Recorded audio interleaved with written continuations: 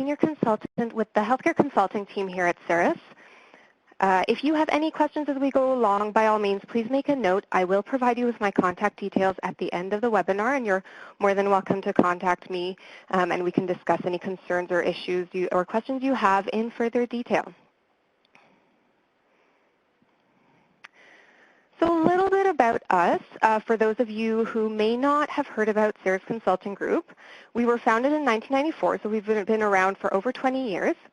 And we provide practical business solutions allowing healthcare professionals to concentrate on what they do best, which is provide quality patient care. We've got two divisions in the company.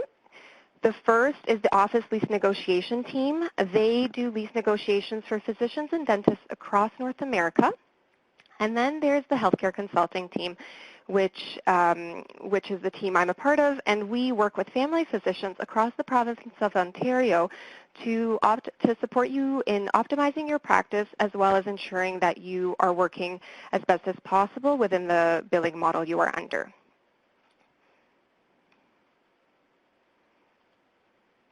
So a couple of quick facts that we still see as a bit of a misconception. Family physicians are better compensated in Ontario than a lot of other provinces in Canada. There's no ifs and buts about it that a lot of the physicians that we meet day in, day out do say that their pay does not align with the care they deliver, and we do see this to be true. Often it's really understanding the model you're working in and ensuring that you're billing the appropriate codes for the care that you're providing that can close this gap. A lot of physicians and groups, groups that we start working with, don't believe their access bonus could be positive. And this is not true. This is definitely something that you can work with as a group of physicians to ensure that you are providing the best access possible to your patient base and receiving the bonus the ministry provides as a result. And often coming back to the earlier point, physicians are not always strategic in how they are paid because of the lack of education and clarity around the funding models that you work in and that you've transitioned through over the last decade or so. With that in mind, the purpose of the webinar today is to guide you through the FHO model at a high level, just so that we make sure that there's an understanding of how the different income streams work, to help you better understand the key FHO governance issues and considerations that we come across when we work on governance with a lot of our FHO groups, and to leave you with a much clearer picture of what the FHO and a good comprehensive governance agreement is all about.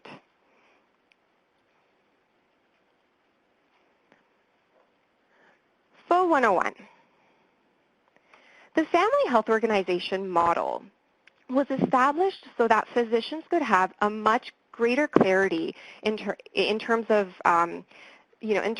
set income each month. So the probability of earning a certain amount was a lot higher, because what they started to do was they provided greater monthly payments for every patient that was enrolled to you on your roster, as opposed to the fee-for-service mindset where a lot of the income came through fee-for-service visits.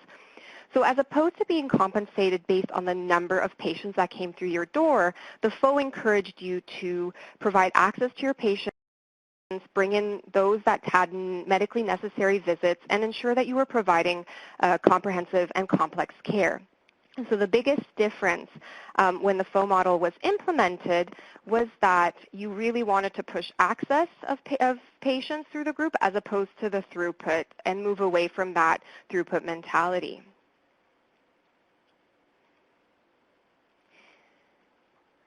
FHO income streams do vary in terms of percentages, but what we do typically see with all the physicians that we've worked with and all the data we've collected, and based on what's out there as well in the province, is that normally the fixed element of income in the family health organization is about 70 to 80% of your income, with the remainder coming through the more variable forms of income. So we'll go through these at a very high level, just so that we know exactly how the FHO income works, and then how this translates into ensuring that you have a strong governance agreement, which is extremely important to have when you work in a group-based model such as the FHO.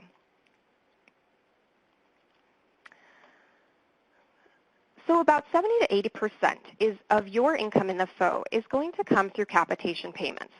These are set payments that the ministry has established based on the age and the sex of your patient, which they prorate and pay you on a monthly basis depending on how long the patient has been on your roster. The ministry prepays you for having these patients in your care, and what happens is they'll pay you 15% of all in-basket services billed on them. So they assume for providing you a capitation, they will provide you 15% of any comprehensive care services billed, which are those in-basket codes. And anything outside of the codes that they deem as comprehensive care will be paid at 100% fee-for-service value. So because the capitation payment forms such a big chunk of a physician's income, it really is important to make sure that you establish a roster that suits you, your practice, and your practice's needs, as this is really where the biggest chunk of income is going to come through and the biggest fixed element that you can project from month to month. With this in mind, it really is important when you work in a model like the Family Health Organization to manage your roster properly. And what this entails is sort of whatever works for you in terms of the patient demographics, the care you enjoy providing. It's important to have a roster that meets your goals, both in terms of size and demands, and also ensuring that everyone that you do have enrolled to you remains enrolled to you. A lot of times we find that patients that you think are enrolled, that you've been seeing for years, have for some reason fallen off the ministry's roster. So you're no longer getting that set monthly payment for having them under your care. So managing a roster in a model like the Family Health Organization, where about 70 to 80% of your income comes through the capitation, is extremely important.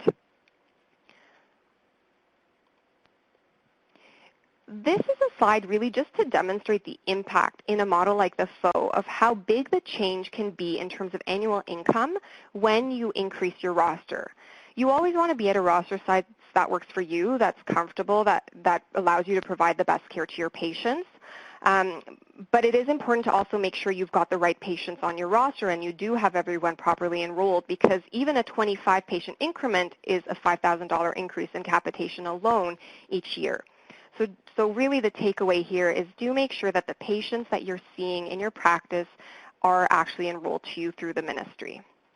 One of the services we provide to a lot of the physicians we work with is we do a roster reconciliation where we will compare your EMR list of patients to your roster with the ministry to make sure we can catch the discrepancy of any patient that has fallen off the roster, which is very helpful with good roster management.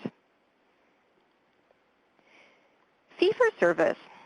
Seeing as we've moved away from the fee-for-service world in the fee-for-service model or even the family health group model, where a lot of the income comes through fee-for-service, the way it works in the Family Health Organization is such that you will get the full fee-for-service amount for any codes considered complex care for your enrolled patients. So for example, if you are billing diabetic care or you're billing smoking cessation, that's considered complex care under the ministry's basket of services, and you will receive the full fee-for-service value for those codes. So it is important to know the ins and outs of what is in basket and out of basket in the FHO.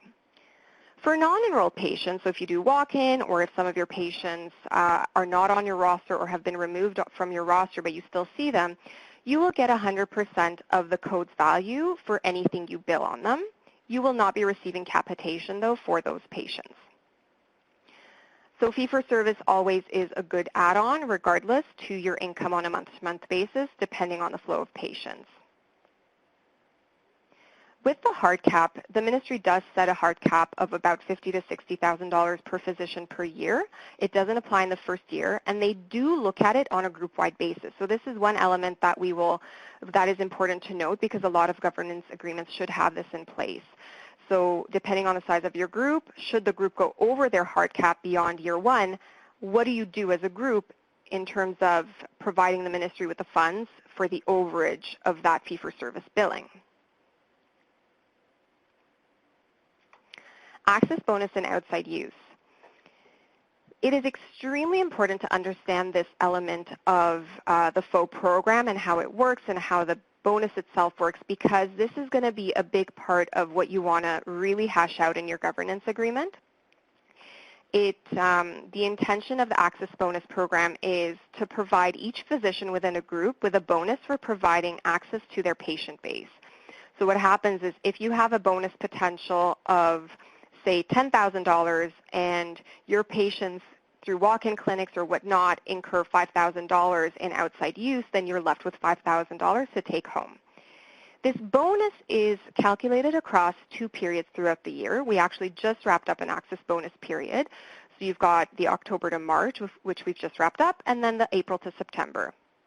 So the ministry will calculate your bonus based on your roster, based on the capitation payments you receive, and then according to that, they will deduct the dollar-for-dollar value of any codes billed on your patients seen outside of the FHO for any in-basket services, so all the comprehensive care. So if your patient goes to a walk-in clinic and they're billed in A007, the $33.70 gets deducted from your bonus potential.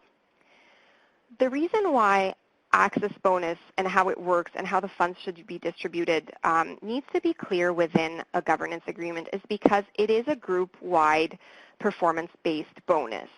So if physician A was positive 5,000, physician B was positive 5,000, but physician C was negative 15,000, then the group ends up negative. And as a result, there is no money to be distributed even to the physicians that ended up positive at the end of the period. With this in mind, for any group looking to establish a strong access bonus policy and ensure that they improve on their access bonus, one of the things to remember is because it really is about ensuring that you as a clinic, as a group, have your same-day urgent appointments. You bring in the patients that have urgent medical needs and ensure that they can be seen by you or your group. That there's a strong education component, a patient education component, in letting the patients of the phone know that they've got access to you, but also to the after hours should anything come up unexpectedly in the evening or on the weekend, whichever day there's coverage. Patients need access, and as long as there is some group-wide program in place, we've seen a huge impact on the increase in access bonus and reduction in outside use in numerous groups that we've worked with. One thing to keep in mind when you look at access bonus, it is important to know that you have patients on your roster, but if there are patients that are consistently shopping for care elsewhere, it's often advisable to change their administrative relationship to fee-for-service so that you can still see them, but that way you see them when they come to see you, and when they're going elsewhere for all their care, you're not dinged in your outside use and it doesn't impact the group.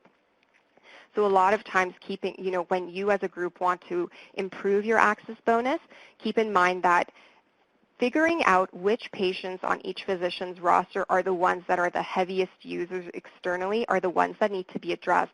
Again, looking at the cost-benefit analysis of what's their capitation and what has their outside use been like and what has the date frame been like. And this is something that we provide outside use and management analyses reports specifically to support with this cost-benefit analysis and identifying the right patients to see on and off your roster for groups that are trying to improve on their access bonus capture rate.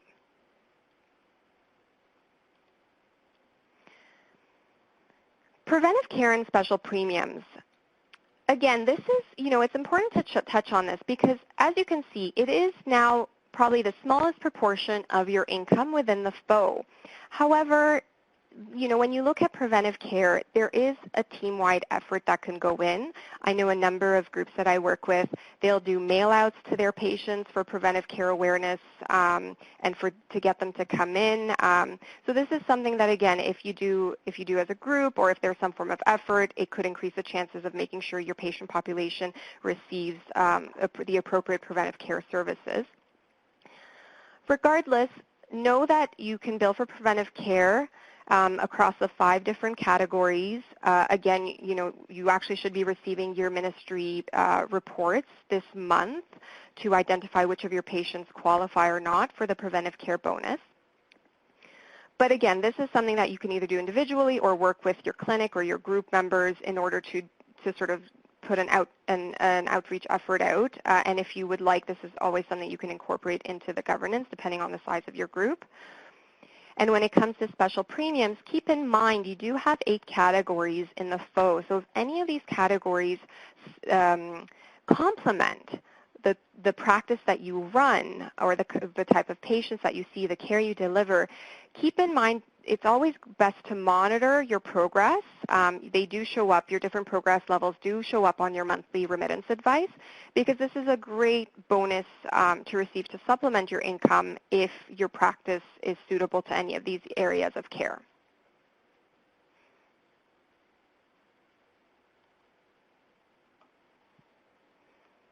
We're now going to get into the more nitty-gritty elements of the FHO governance and best practices.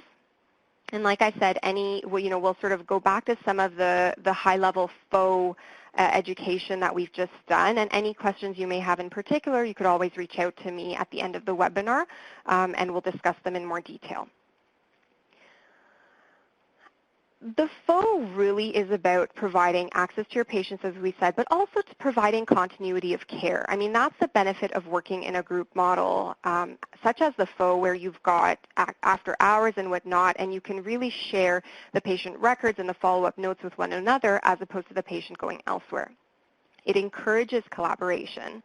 It encourages access to patients for same-day appointments when needed, but it also gives you greater flexibility, allowing you to adjust your schedule, supporting you with your work-life balance. So keeping that in mind, it is very important if you are in a family health organization to have a governance agreement in place, because this is the agreement that binds all the physicians on the rules and regulations that involve and that are a part of being a part of your family health organization.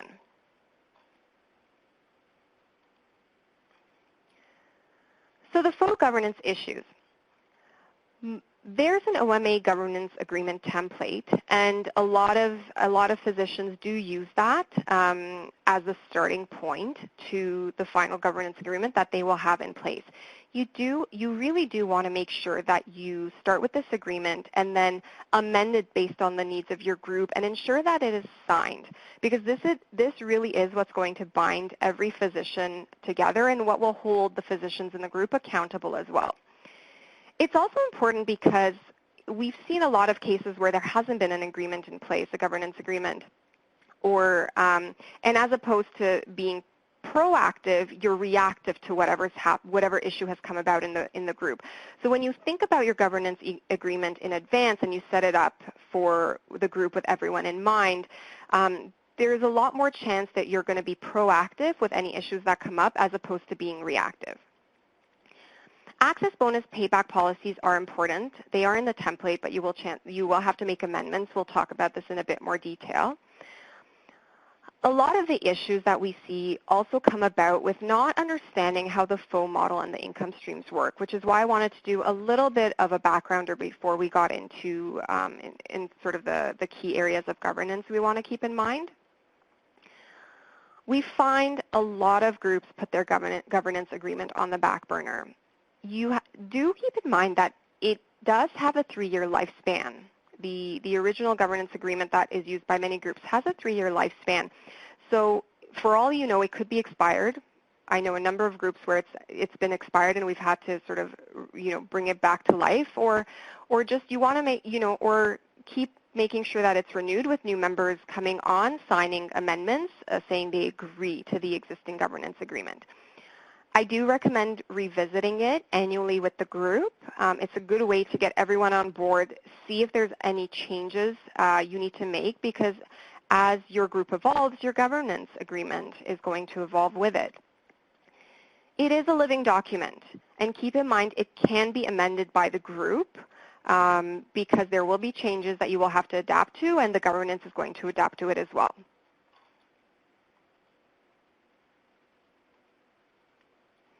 So what are the key considerations when you are working on a governance agreement for your FHO?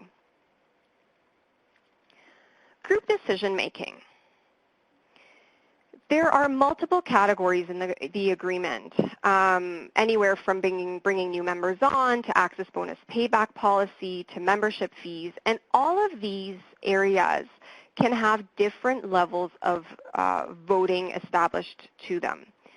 So you want to figure out, first of all, what are the decisions that you want made by the group where there really is a group say, which will be a lot of the items in the agreement. But then how do you want to separate the majority votes? So if you want to make sure that if you're in a small group, for example, like a 4-member FHO, a 5-member FHO, you're tight-knit, and you want to make sure that if any new member comes on, everyone needs to be on board, you may want to do a unanimous vote for that one, for that particular element. But for example, if there are some issues like sort of taking vacation time that isn't as important for everyone to be on board, you can always have it set at a majority vote. So keep in mind that majority is greater than 50% of the group on board, special majority with 2/3 of the group on board, extraordinary majority with 3/4 of the group on board, and unanimous with every single person on board.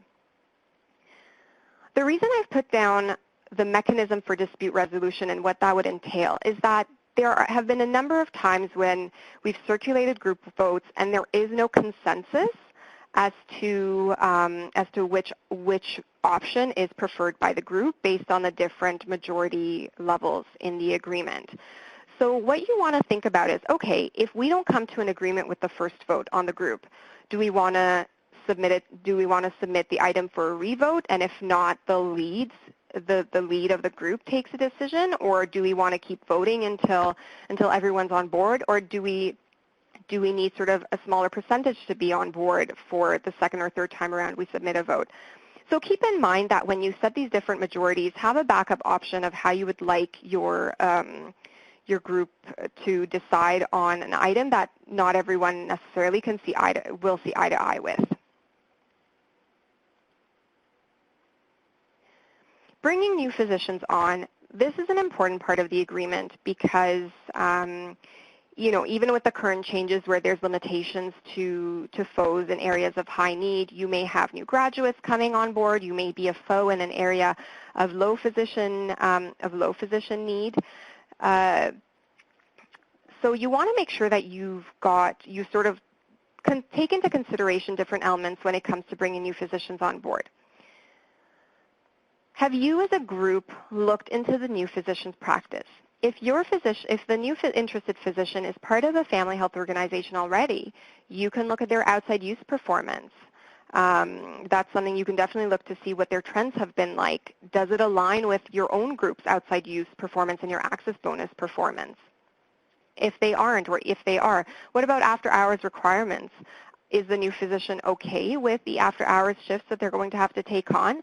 Does bringing a new member on increase the requirements for the group as a whole, and is everyone on board with that? I do encourage any new members coming on to discuss to have a chance to actually read through the existing governance agreement and to review and discuss it with the leads of the group. It's important for members, existing and new, to be aware of the rules and regulations binding the group. What are the different level of majority votes for incoming physicians? So here you can say, some groups may agree that regardless of the new physician, 2/3 of the members need to be on board to bring someone on. Perhaps you decide that if it's a physician that wants to join the group that works in the existing building of one of the members, then only 50% need to be on board. You can play around with the different majority levels that you need for a new physician to come on board depending on the setup of your FHO. So that's something to keep in mind. And then you want to make sure anyone coming on is sort of on board with the collegiality of the FHO and is willing to work with a group-based model to make sure it works well and you perform well as a group at the end of the day to provide good patient care for the patients of the FHO. Last but not least, the criteria for mode of practice relates to part-time or full-time. Are you, as a group, particular about someone coming in? Do you want to establish whether they need to be full-time physicians or part-time physicians? Does it not matter to you? This is something you can definitely put into the governance agreement under bringing new physicians on.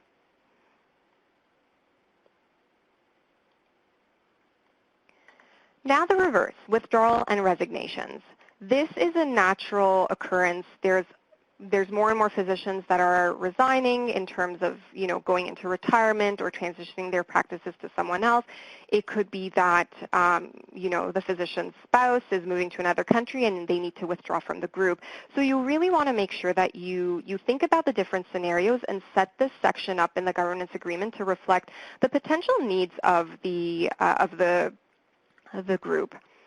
So for example, how much time do you as a group ideally need to manage a transition if someone comes forward in the group and says, I'm retiring or I need to leave? Most groups sort of go with a 90-day policy on this one just so that they have enough time. But it is important to set a time because you don't want to be told a month before that you're going to have a vacancy in the group. So it is important to decide what would work best and how much advance notice the group needs for anyone leaving. Another thing to consider is how does the group want to manage the departed physician's rostered patients? Do you want to put into the agreement that it is the physician's responsibility to find an alternative replacement physician? Do you want them to have to present that option to the group first to see if it's a good fit or not? Does the group want to absorb the patients for any physician that ends up withdrawing or resigning from the group? These are sort of different scenarios when it comes to what to do with a patient with a roster, and this is the place to incorporate that into your agreement. So impact on the group when a retiring physician is reducing their practice. I mean, the natural transition when a physician retires is they'll sort of wind it down and they may or may not have someone to take over their practice. So this may, and not only for a retiring physician, but I've seen this with physicians that withdraw in general, this may impact your group's access bonus. So again, you want to make sure you have a strong policy in place under the withdrawal resignation section, but you've also supported with what the expectations are for any leaving any physician under the access bonus policy section. More and more, we come across scenarios where there's consensus in the group that it's not working out with one or more members, and regardless of the effort put in, there sort of is a conscious effort that physician needs to be removed from the group. I speak to this because as I said, we are seeing it more and more, but also you want to make sure you have addressed this issue in your governance agreement. So when it comes to the removal of a physician from a group, you want to make sure that there's appropriate clauses that determines what sort of does enable you as a group to kick a physician out of the group or remove them from the group. It could be a breach of contract. It could be not performing well on their access bonus day in, day out. You want to make sure you have all of this in writing. But another thing to ensure is that a group deciding that a physician should no longer be in the group is one thing, but you do have to actually make sure that departing physician completes all the necessary paperwork and submits them into the ministry on time. So it's important to have a clause in there that states that, should there be an agreement with the group for whatever reason that the physician is being removed from the group, then that physician is responsible for signing all the necessary departure notices and submitting them to the ministry on time, depending on what the appropriate time frame might be for you and your group. This is an extra measure of protection that you can put in, and one that we've started to sort of add into the amended versions of a number of groups we work with. Time away from practice. In this section in the governance agreement, it's really up to you as a group to decide how much time is enough time for everyone to take off on a yearly basis. Some groups have up to 10 weeks. Most don't necessarily take the 10 weeks, but they do allow for it. Some have it all the way down to 6. Whatever works for you. But what you may want to consider doing is sort of determining whether it includes that time that you're allowing physicians to take includes all types of time off, or are you going to separate and provide a set amount of time for continuing medical education, a set amount of time for non-CME related vacation time? You can definitely break it down depending on your needs. You definitely want to establish what a leave of absence is in this section because, again, with a model like the FHO, it really is about providing coverage and access to your patient base. So if you determine that a leave of absence is 3 weeks, then sort of coming to the next point, you want to make sure that you establish in the governance that should a physician take longer than 3 weeks, which is deemed a leave of absence, 3 consecutive weeks, then they need to make sure they bring in a locum attached to the FHO to cover their practice. So that's why you want to determine what a comfortable leave of absence will be for you and your group, and then also what the expectations for coverage are. Do physicians need to bring in locums? Will FHO colleagues step in if it's under the leave of absence time frame? Is it just FHO colleagues and that will be enough? This is a good way of sort of determining how you want coverage to be in such cases, because people will take time off. It's normal, it's needed, but you want to make sure that everyone's in agreement as to where the responsibility lies, because if one physician is taking the load for 2 or 3 physicians that leave, then it may not be fair and it may lead to issues. On that note, you may want to have additional clauses with regards to different requirements of leave, such as illness, bereavement, parental leave. This is the place you can put it into. And also sometimes depending on the size of the group, you may choose to put in a clause about how many physicians can be away from the practice in a given time, in a given period of time, because you also don't want everyone to take vacation at the same amount of time, leaving 1 or 2 physicians scrambling to care for a five physician patient base.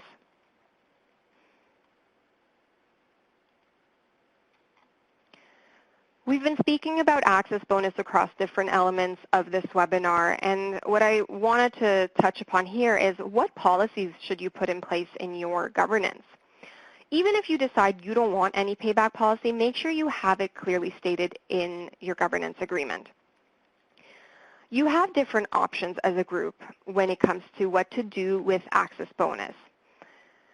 More and more groups are leaning towards the 100% payback policy in order to be fair towards their FHO colleagues. Absolutely an option. Some prefer the partial payback. So for example, 50% of anyone who's negative up to $5,000 and the full amount beyond that. Different scenarios exist. Some just want no payback. Some groups are happy to distribute any positive funds that land and no one receives anything if the group ends up negative. You want to be clear because as you move forward with your group, and especially if you make a concerted effort to better manage your group's access to patients and increase and improve on your capture rate for your access bonus, the policy you have in place is going to be extremely important. Another thing to keep in mind, going back to those majority votes, is how many people do you need on board in order to implement or change the access bonus policy? Because you may find that you started with a no payback policy, and slowly but surely the group is doing better and more physicians want to see their positive bonus at the end of the 6-month period. So if the group goes to a vote on implementing a different payback policy, how many physicians do you need on board in order for the vote to be accepted by the group? Do you want a 2/3 majority? Do you want a 50% majority? Again, they go hand in hand. Keep in mind that access bonus is not something you can immediately fix overnight. It's not necessarily, you can't work your magic and just have a positive access bonus right away. Just looking at the timeline with the ministry, it takes the ministry anywhere from 3 to 5 months these days to process the roster forms that you manually send in to the ministry.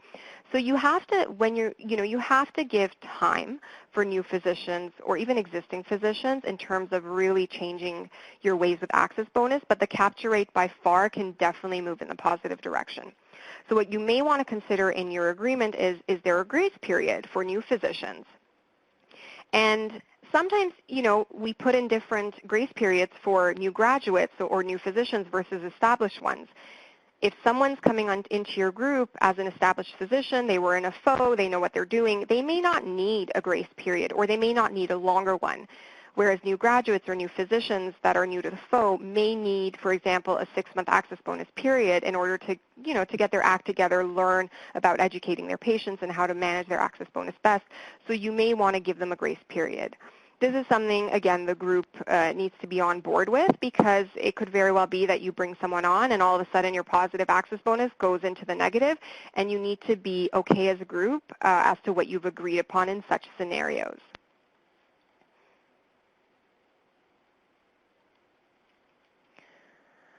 So I've touched upon key areas that I regularly see are issues in the governance agreement. There's obviously a lot of, it's a big agreement. You do want to make sure that you look at it closely and you set it up so that it works well for your group. So the key takeaways from this webinar are review your governance agreement on a regular basis. It really is a fluid document, and it's important for everyone to be on board, and it does have a 3-year lifespan. Make proactive amendments based on your group so that there's less reactive decisions being taken as opposed to the reverse where you're thinking of things ahead of time and stating them and putting them down in your agreement.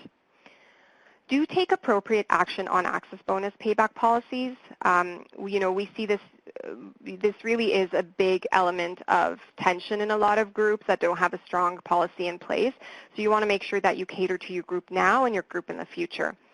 And once you understand the FHO model, the income streams in, sort of inside and out, when you better understand that, you can have a governance agreement that better suits, the individual physician need as well as the group needs. The governance agreement, just do keep this in mind. The governance agreement is a living document, and it can be amended by the group in the future. So it really can grow as your group grows. I do hope you benefited from our discussion today on a high-level FHO 101 followed by key areas in the governance agreement to keep in mind when you're in a family health organization. By all means, feel free to contact me if you have any questions or you'd like to discuss any of the elements from this presentation any further. I will leave you with my contact information, and I look forward to connecting with you. Have a wonderful day.